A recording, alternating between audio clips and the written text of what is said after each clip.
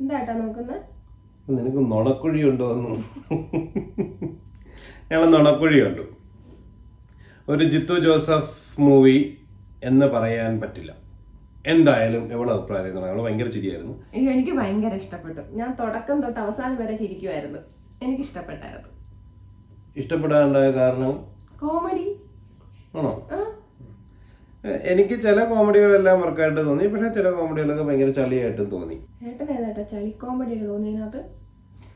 നമ്മുടെ ഹോസ്പിറ്റൽ സീനില് ബൈജു വന്നിട്ട് കാർബ്, ചോറിൽ ഇത്ര കാർബ്, പൊറോട്ടയിൽ ഇത്ര കാർബ്, ബീഫിൽ അതൊക്കെ അത് മാത്രമല്ല, 2-3 ചളികൾ ബേസിലിന്റെ ഭാഗത്തുനിന്നുള്ള ചളികളും തോന്നി.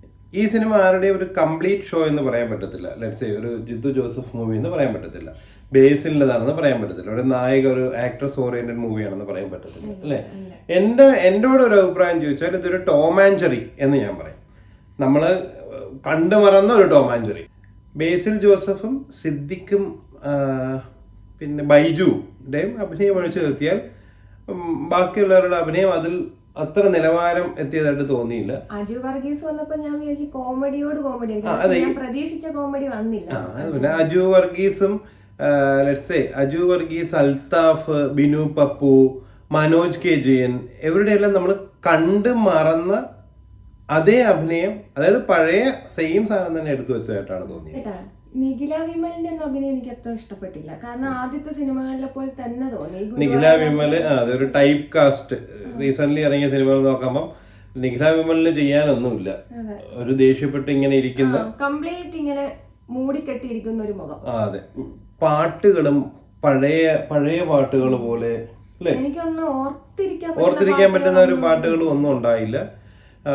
അതുപോലെ തന്നെ background score exactly Tom and Jerry അല്ലേ? Tom and Jerry.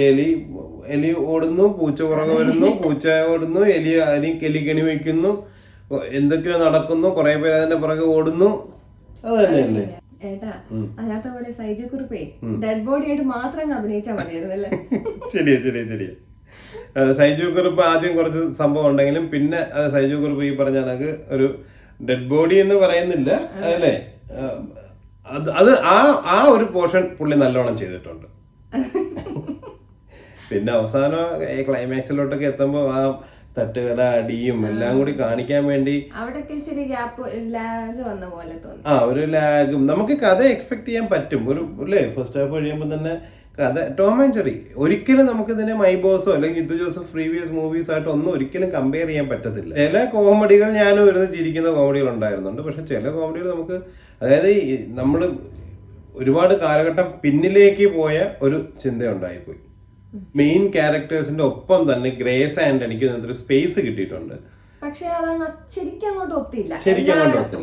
അതാ നമ്മൾ നേരത്തെ പറഞ്ഞ പോലെ, അതായത് ഒരാളെ നമുക്ക് എടുത്തു പറയാൻ, ഇതിലൊന്നിലും എടുത്തു പറയാൻ പറ്റുന്ന സിനിമാറ്റോഗ്രാഫി ആയാലും അഭിനയമായാലും പാട്ടായാലും എടുത്തു പറയാൻ പറ്റുന്നില്ല. പക്ഷെ നമുക്ക് ഇത് കണക്കാം, തിയേറ്ററിൽ ഒരു കൂട്ടച്ചിരി ഉണ്ടാകുന്ന കുറെ സ്ഥലങ്ങളുണ്ടാവും. അതാ, ഇദ്ദേഹം നല്ല ചിരിയായിരുന്നു. ഞാൻ കുറെ സ്ഥലങ്ങളിൽ ഇയാൾ ചിരിക്കുന്നതിനായിട്ട് ഞാൻ നോക്കിയിരുന്നു പോയി. എനിക്ക് അത്രയ്ക്കും ചിരിയൊന്നും വന്നില്ല. ചില സ്ഥലങ്ങളിൽ എനിക്ക് ചിരിക്കാൻ പറ്റും. എനിക്ക് ഫൈറ്റ് കണ്ടിട്ടടക്കം ചിരി വന്നു പോയി സത്യം പറഞ്ഞ. അത് ഏത് ഫൈറ്റ്? മറ്റേ തട്ടുകടയിൽ ബോറായിരുന്നു. സാധാരണ ഫൈറ്റ് കാണുമ്പോ നമ്മൾ നോക്കിയിരിക്കൂല എന്താ സംഭവം, അങ്ങനെ ഒരു ചിരിയാ വന്നതെന്ന് പറയാ. ഇതിന് നമുക്കൊരു വൺ ടൈം വാച്ച് മൂവിയാണ്.